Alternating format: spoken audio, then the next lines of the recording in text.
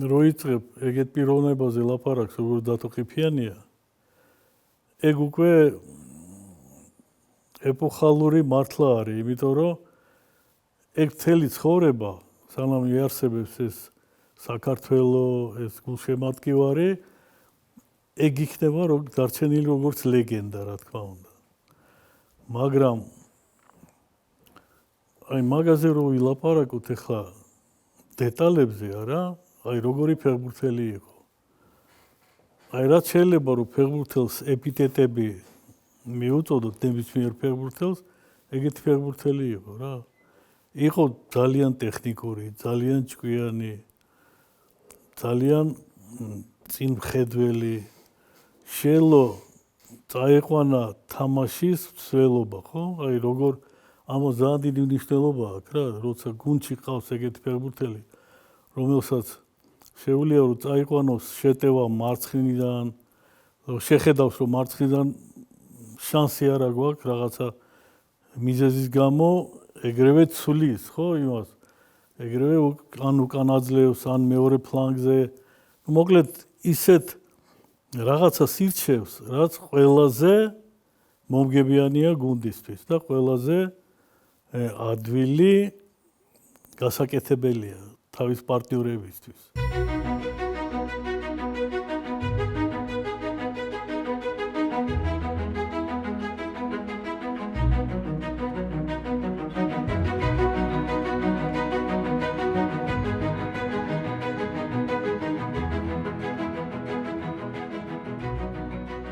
დათო იყო ის ფეხბურთელი, ვის სანახავათაც ხალხი დადიოდა სტადიონზე, რომ ენახათ რას გააკეთებდა, რა ფოკუსს ჩაატარებდა, რა პასს მისცემდა, აქ ერთი მხრიდან საჯარიმოდან მეორე იქ დაუსვავდა გუცაევს პასს და გუცაევი კიდე დაატრიალებდა და შეაგდებდა.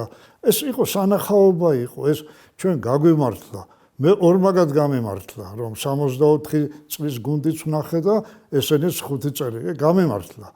იკითხოს იმან, ვისაც ღმერთმა არ დააცადა, რომ ან გვიან გაჩნდნენ, ან ვერ მოესწრენ, აი იმ ხალხმა თორე ჩვენ ორი დიდი გუნდი ვნახეთ რა, 64-ის და აი 78-ის თავისი გაგრძელებით 91 წლით და ეს იყო სიამოვნება. მე ვარსკვლავები იყვნენ. დათოს იმიტომაც ეადვილებოდა თამაში, როგორც ბატონ პატრონი იყო, მაგრამ მის გარშემო იყვნენ არანაკლებ დიდი ფეხბურთელები.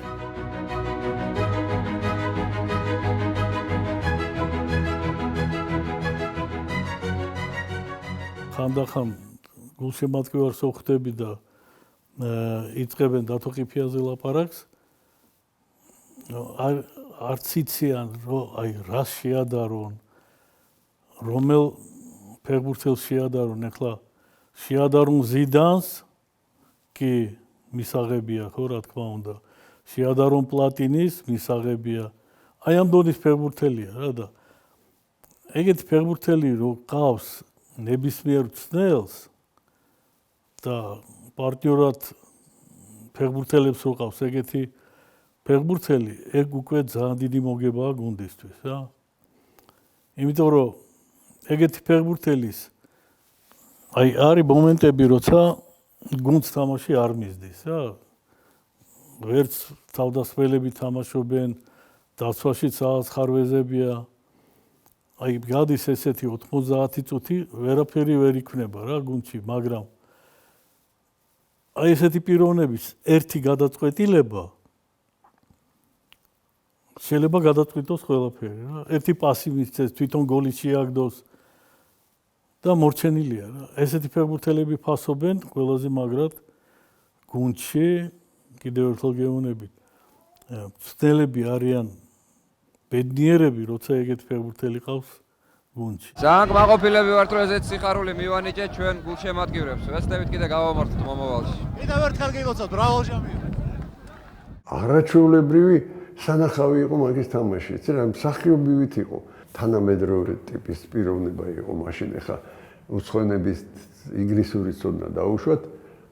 არ იყო ისეთ პრობლემა, იმიტომ რომ საბჭოთა კავშირის სივრცეში იყო მთავარი რუსული ენა და ნუ ახლა იქ სპეციალისტებმა თუ იცოდნენ ერთი-ორი ენა და დათომ უკვე ბავშვობიდან იცოდა ეს ენა, ამიტომ ურთიერთობა ჰქონდა არაჩვეულებრივი კონტაქტაბელური ბიჭი იყო და ძალიან კულტურულ ოჯახში გაიზარდა, მამა, დედა, ყველა თავის ძმები, ყველა არაჩვეულებრივი პიროვნებები იყვნენ და ეს ყველაფერი როგორც ჩანს დაეტყო მის თამაშს, იმიტომ რომ მოედონზე იყო აი როგორ დონ კიხოტი რა ინდი რა. ხო და იყო ჰოლანდიელი ფეხბურთელი იოჰან კრუიფი სხვათა შორის იმ პერიოდის ჰოლანდიელებმა ესეთი ტოტალური ფეხბურთი შემოიტანეს. და ძალიან საინტერესო იყო და სწორედ ამ ტიპის ფეხბურთელი იყო დათო ყიფიანი და ადრიდან რომ აი დათო ყიფიანი თუ იოჰან კრუიფი ვინ უკეთესია ვინ არის, მაგრამ ეს არ შეიძლება პიროვნებების შედარება. ის იყო თავის ადგილზე მშვენიერი, ეს კიდე თავის ადგილზე დიდი სტრატეგი იყო. Tacticosy, technica hქონდა არაჩვეულებრივი, რაც თავარია, კარგად აზროვნებდა. Kipiani unmarked there gets the ball. Kipiani, and it's in the net. Kipiani has scored. Oh, that was some bad marking by the Hamburg defence. Tbilisi have gone one up. David Kipiani იყო უჭკვიანესი ფეხბურთელი. ადამიანი, რომელმაც თავისი ეპოქა შექმნა. დიდ გუნდში, აი გუნდში, რომელმაც ყველაფერს მიაღწია, რაც საჭირო იყო ფეხბურთში. უბრალოდ დავიწყოთ ისიც, რომ აი მასთან ერთად ჩვენმა გუნდმა ყველა ტიტულები თითქმის ავიღეთ, რაც საჭირო იყო საბჭოთა კავშირის კომუნისტების დროს, ჩემპიონატებს. დათო იყო ტექნიკური, ძალიან ჭკვიანი და ძალიან განათლებული ბიჭი იყო. ბევრ რამეს ბიჭებსაც ასწავლიდა, ბევრ რაღაცა თვითონც გადაცემდა. კიდევ უბრალოდ ავიღოთ აი ენა, ინგლისური ენა იცოდა ინგლისელივით. და იყო ყოველთვის ჩვენ გვერდში, ბიჭებთან ერთად. ყოველთვის უნდოდა რა ყველასთვის პატივი ეცა, ყველასთვის თავზე გადაყოლიყო და რაც მთავარია იყო გენიუსი. ფეხბურთის გენი იყო რო იწყვია და ამიტომ ხშირად ეხლა ხო ბიჭები რო დავждებით სუფრაზე, ხო არა რო დავждები. ვიხსენებ ჩემ დათოს, ჩემ რამაზის, ჩემ ვიტალი დარასელია. ისეთი ხალხი იყვნენ, რომელმაც ისტორია შექმნეს ქართული ფეხბურთის. ამ სამ პიროვნებამ, რა თქმა უნდა, სხვებთან ერთად იკუცეევი, ისინი ყველა, მაგრამ ეს სამი კაცი იყო მაინც ყველაზე ძლიერი პიროვნებები. მე ასე ვიტყოდ. კი, ჩვენ ვთამაშობდით ერთად, რა თქმა უნდა, მაგრამ მაინც ყველას თავისი ადგილი აქვს ფეხბურთში და ხალხმა ყველა მიცის, თელმაც საქართველოს ალბათ, რომ ვინ იყო დავით ყიფიანი და ვინ იყო სხვები. დათო იყო ერთ-ერთი უჭკვიანესი ლეგენდა ფეხბურთელი. ერთმა ჩემმა ახლობელმა კაცმა ეხლა საუბრის დროს შეგიშლის მოდელით მითხრა, რომ დაგვირებული ვარ დათო, შენ რომ კარგად თამაშობ, ბოლო გამოდიხარ ხოლმე და როდესაც ცუდად არ გამოგივა თამაში, პირველი გამორღვიხარ ხოლმე მინდვრიდან თამაში რომ დამთავრდება. და ასეულობდი რომ აბა ზეგონ ახლა ამ ადამიანს რომ ეს მეწინებოდა და უთხრა რა თქმა უნდა მეთქი ძალიან სიამოვნებს ტაში და ვიცი ფეხბურთელები ვართ უთხრა ჩვენ სპორტსმენები ვართ და ხალხი ვართ მაინც ადამიანები ვართ და ყველაფერს ამას მოუთხარი იმიტომ ვაკეთებ და იმიტომ ვიძვი ყველაფერს ამას და ტაში მივიღო და გულშემატკივრების გული მოვიდა საოცარია და როდესაც გულშემატკივრებს უყვარხარ და შეთო ნაკლა პალატა რაც კმაყოფილების ძრობით უგუნებდა ტრიბუნები ამაზე დიდი სიამოვნება და ამაზე დიდი დამსახურება მონღოლი სპორტსმენების არის. უწესრიგ ბიჭი იყო. მაგას რამე არ ეშლებოდა. არ შეცდომა რაღაცა, არაფერი არ ქონდა. და ყველას გვერდში უდგა ბიჭებს. ეგ იყო მთავარი, იმიტომ რომ ჩვენ უმეტესობა ჩამოსულები ვიყავით. ზოგი ქოუთაისი და ზოგი ბათუმი და ზოგი სამეგრელოდან. ამიტომ ეს ყველანაირად გვერდში გვედგა, რომ გუნდი შექმნილიყო ისეთ რომ ერთი ბუჭა გუნდი რო ყოფილიყო. ამას დიდი მნიშვნელობა ჰქონდა. ეს რო გახდება უკვე გუნდი ხდება. თანაც ისეთი ბიჭები წამოვიდნენ, ისეთი ბიჭები, რომელმაც ყველა შეეძლო ფეხბურთის თამაში და დიდი ფეხბურთის.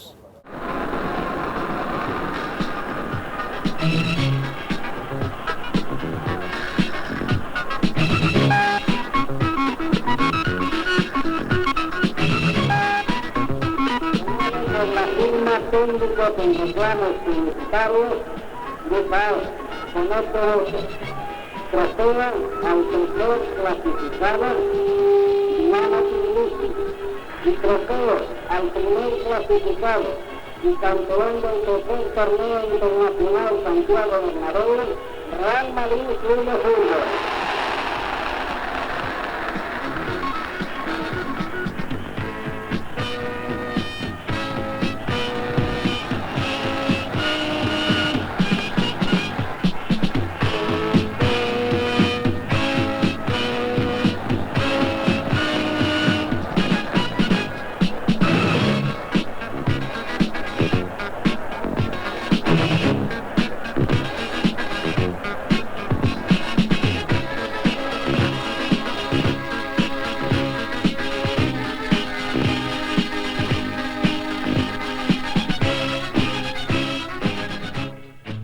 ეს იყო აი იცით როგორი სანახავი როგორ რამას ჭიკვაძეს უყურებთ სცენაზე და აღტაცებული იყო იმის ოსტატობით ასე იყო დათო იმ მსახიობივით იყო პირდაპირ აი მთავარ როლს თამაშობდა ამ ფეხბურთის დროს და ჩვენც ესე მაყურებელი თეატრივით იყო ეს ჩვენი ფეხბურთი ძალიან გვიყვარდა ხა ფეხბურთი პოპულარული იყო ყოველთვის და მე მახსოვს მიშა მესხის თამაშის სლავა მეტრეველის Vladimir Barkayasi, რა ვიცი, ძალიან დიდი ფეხბურთელები ყავდა და ეს ტრადიცია გააგრძელა.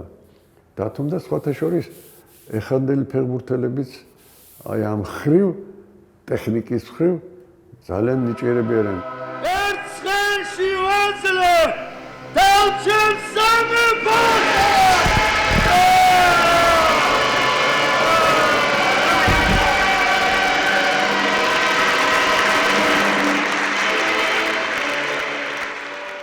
მაგას შეელო რომ აი ნებისმიერ საზოგადოებაში გამორჩეული ყოფილიყო იმის გარდა რომ ისედაც პოპულარული იყო და ისედაც ის ეგ რომ შედიოდა ნებისმიერ კომპანიაში შენ ჰქონდა სიცოცხლე რა ძალიან უყვარდა სიმღერა სხვათა შორის ცოტაც რომ დალევდა ცეკვაც თან მაგისი ხობი რა იყო რომ ტუფლებს იხდიდა ხო შნურეკებს ერთმანეთს აბავდა აი ეს ჩამოიკიდებდა და რა სავისთვის ცეკვავდა. ნუ მოკლედ ძალიან ხიარული კაცი იყო და აი უბრალოდ არ შემილია რა ვთქვა რომ მაგის დაკარგვით ნუ ეხლა ჩვენ მეგობრებმა ხო ძალიან ბევრი დავკარგეთ და თვითონ საზოგადოებამ დაკარგა ერთ-ერთი აი უდიდესი პიროვნება რა ესე რომ ვთქვა ყველანაირად. მიხარო და როდესაც ბურთს მივიღებდი მომეძებნა დათო და რაც შეიძლება სწრაფად მემეცა დათოს ვინდა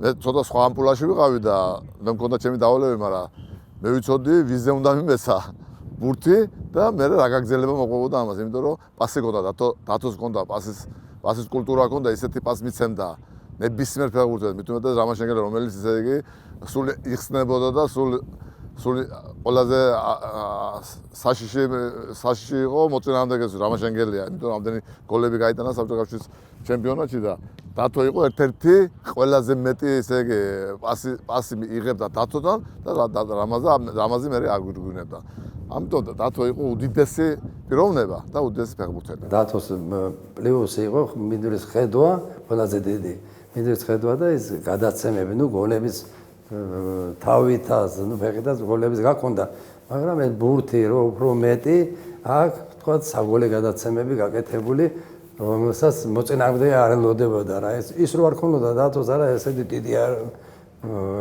ვარსკვლავი არ იქნებოდა იმიტომ რომ რაც ფეხბურთი ჭირდებოდა რა ყველაფერი ქონდა ფიზიკური თქვა დიდი გამძლეობა თქვა სიტყვაზე ვიძახე რომ დიდი გამძლეობა მაინც დამაც რა გამძლეობა როგორ არ ქონდა ბატონო და არის თან თუ გამძლეობა არ ქონდა შეიძლება შემადგენლობაში ვერ მოხდებოდა ხო და ყველაფერი დაჯილდოებული მაგრამ ეს ქონდა საფეხბურთო ცოდნა ნუ ტექნიკაზე არ არის ლაპარაკი რომ ახლა ტექნიკა ქონდა რაც მე მასთან ვითამაშე ყველაზე მაგარი თქვა წელიწადის მაგან ჩაატარა 77 წელს და 77-ს ხო ახალი ჩამოსული ვარ თბილისის დინამოში და ის სეზონი იყო ყველაზე მაგარი მისთვის და იმ წელს გახდა საბჭოთა კავშირის საკუთარ ფეხბურთელად დაასახელე. კიპიანი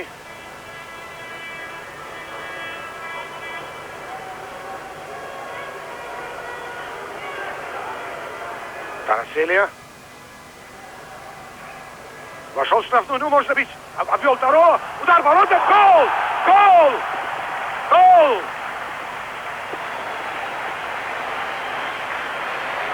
Гол! ღმერთივით იყო ჩვენთვის რა. აი, ვერც გადმოვცემ ამას, იცით და მე ეხლა რომ მახსენდება ის დღე, როცა დამირეკეს თბილისიდან პრაღაში ვიყავი და მითხრეს რომ დათო დაიღუპა, მე ცხარეცრემლით ვიტირე, ისე რომ აი აწლეულები არ მქონდა ესეთი განცდა.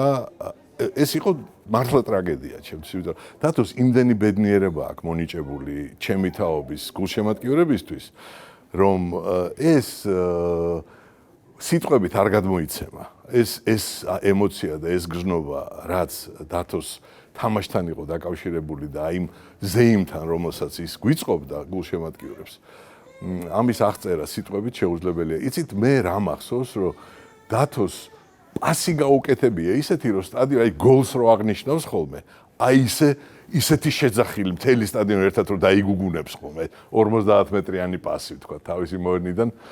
ხო და ამის დავიწყება შეუძლებელია. გამარჯვების ხსებზე ვდგები, გამარჯვების სიმღერები, გული უნდა ვიჯერო. შეგიადგას ფეხსაველებს, კლავად ბევრჯერ ასახელებ, საქართველო ბიჯებო. ჩვენს იალტნებს არხევს ქარი, მედივით ნაპერწკალი, უსი აღარ ემთევა. ხოლო ბრძოლით ნახდი ბრძოლით, კიდევ გოლი, შეტევა, შეტევა. დათოსთან ლაპარაკი შეიძლება და ყველაფერზე, იცით? აი ყველაფერზე შეიძლება და ლაპარაკი ლიტერატურაზე, კინოზე და ნუ აი დათოს საერთოდ ჩემი აზრით ჩემთვის დათო ისეთ ფეხბურთელების გვერდზე დგას, როგორც იყვნენ კრუიფი, პლატინი, ზიდანი, არაფრით ნაკლები ამაზე არ არის. უბრალოდ ისეთი დრო იყო, რომ ეს ჩაკეტილ რაღაცა სივრცეში უხდებოდა ყოფნა და თამაში, შიგადაში გაიელვებდა ხოლმე, როცა 1000-ში ერთხელ მოეცემოდა საშუალება საერთაშორისო ასპარეზზე რაღაცა თავის გამოჩენის. ის რომ დაიჩაგრას ნაკრების დონეზე ეს ყველა მიცის. არაჩვეულებრივი თამადა იყო. მე ერთხელ როგორ მახსოვს ბერიკონში 50 წლის იუბილე გადავიხადე თუ რაღაცა დათო მითამადა ვთხოვე და ჩვენ ცხოვრებაში მე უკვე მეგობრები თავიდან მე ჩვენ შორის სხვაობა დიდია 9 წელი ასე ვთქვათ, მაგრამ მე უკვე ეს როცა განმავლობაში ეს უკვე მეგობრობაში გადაიზარდა ჩვენო ურთიერთობა მე ფეხბურთის მე და თხოვე და ნუ არაჩვეულებრივი თამადა, არაჩვეულებრივად, არაჩვეულებრივად ცეკვავდა, არაჩვეულებრივად და განათლებული, ჭკვიანი, რა ვიცი რა, ყველაფერი კარგი დათო ისეთი მოვლენა იყო ასე ვთქვათ რა, როგორც ფეხბურთში, ისე ცხოვრებაში. ზათო ისე იმ ხელაზე აწია თავისი როგორც პიროვნული, ასევე საფეხბურთო კარიერის თამაშსა, რომ მას უფლება არ ჰქონდა. მას ეს უკვე სისხლში ჰქონდა გამჟდარი ისე, რომ ემზადებოდა სხვანაირად უფრო პასუხისმგებლობიანად, იმიტომ რომ იცოდა რომ მისგან უფრო მეც მოითხოვდა ხალხი. თუ მე შევახე რომ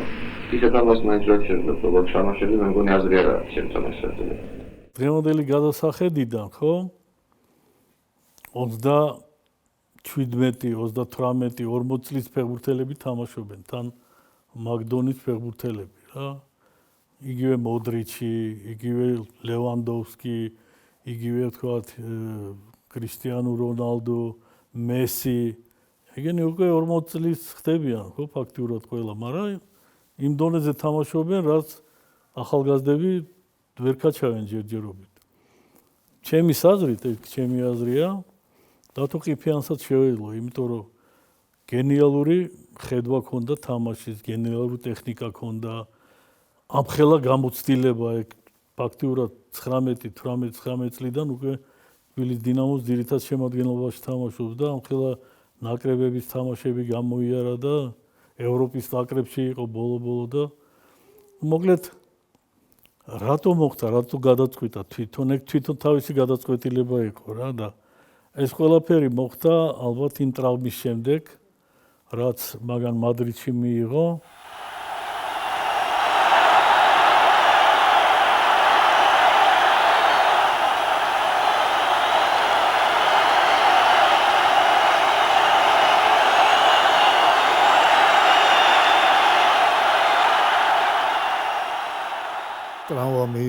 დაანება თავი, რასაკვირველია, ვიტალი გარდაიცვალა, დათომ დაანება თავი, დინამოდან 5 კაცი გაუშვა მწვრთნელმა ქუთაისში. ძალიან დავიჩაგრეთ, მაყურებლები დავიჩაგრეთ, რომ ჩვენ ის სიამოვნება აღარ გველოდა. ნუ მე მწვრთნელობა გადაწყვიტა, ეს უკვე მისი პირადი საქმე იყო, ჯერ დინამოს საბჭოში იყო, მწვრთნელობა გადაწყვიტა და ნუ როგორ არის, როგორც ხო იცით, ზოგს უმართლებს, ზოგს არ უმართლებს, ეს უკვე მისი ამბავი იყო და ცოტა ხანი იყო, დიდი ხანი არ გადავა, მაგრამ ფაქტია, რომ იყო ერთ-ერთი ქართული ფეხბურთის ისტორიაში ერთ-ერთი ყველაზე პოპულარული სპორტსმენი. ერთ-ერთი. აი როგორც 64-ში იყვნენ, როგორც პაიჭაძის თაობაში რამდენიმე იყო, ისე იყო აი დათო ყიფიანი თავის სახელოვან თანაგუნდელებთან ერთად.